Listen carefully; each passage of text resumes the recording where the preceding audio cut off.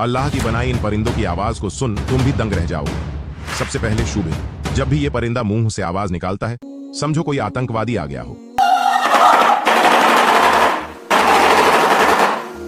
अगला है laughing Kookaburra. इस परिंदे की आवाज एकदम चुड़ैल के हंसने की तरह है।